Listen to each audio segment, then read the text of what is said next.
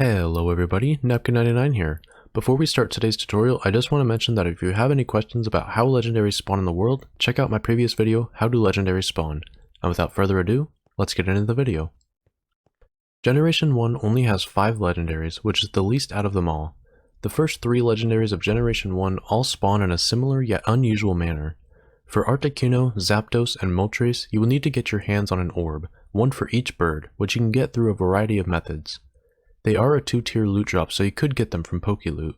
They are also a rare drop from any rarity of Raid Den, but my personal recommendation is to kill a Wild Dragonite, as they have a 50% chance of dropping one upon defeat. Once you have an orb, you will need to craft it with one of 3 evolution stones.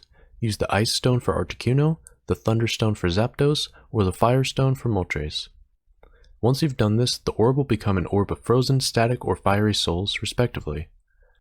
Hovering over the orb will show you a durability, which is your progress towards filling the orbs.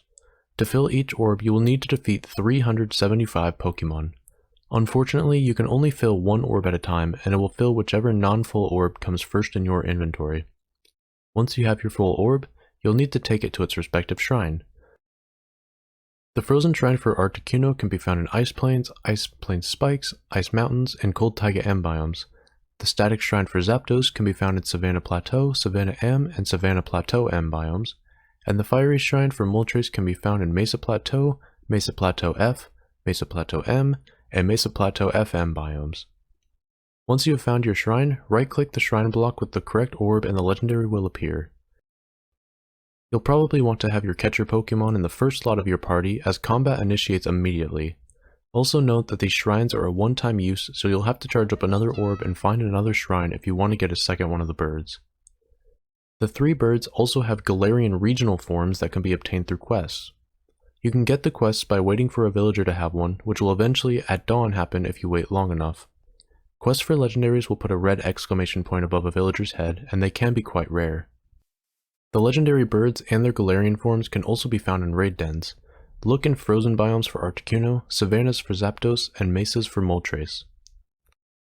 The legendary Mew, as of 8.3, spawns during the day in the Jungle M biome, which can be a slightly rare find. I recommend clearing out some trees to make it a bit easier to find since it's so tiny. Mew can also be found in raid dens and jungles. To get Mewtwo, you will first need to catch a Mew. Once you have one, you'll have to clone it using a cloning machine. These can be found rarely in blacksmith chests and villages, but it is probably easier to just craft one. To craft a cloning machine, you'll need a green tank, an orange tank, and a cloning cord. A cloning cord is simply made with 6 obsidian and 3 redstone dust. The green and orange tanks are crafted using 3 obsidian, 3 aluminum plates, a fossil machine, and 2 emeralds for the green tank, or 2 gold ingots if you're making the orange tank. Put these 3 things together in the crafting table and you'll get your cloning machine. Place down the cloning machine like you would a regular block, although give it some space on the right side of where you're placing it, as this machine is quite big. If it's not letting you place the cloning machine, there may be a block in the way of it.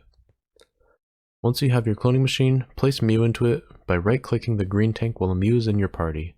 The machine will then ask for 3 catalysts, which can be a mix of iron, gold, or diamond blocks. To get Mewtwo, you'll want to use diamond blocks, as these will give you the best chance of it cloning into Mew, 37.5%. compared to using 3 blocks of iron, which only gives you a 7.5% chance. Once the catalysts are inserted, the orange tank will have rainbow particles being spewed around inside of it, and you'll either get a Ditto or a Mewtwo.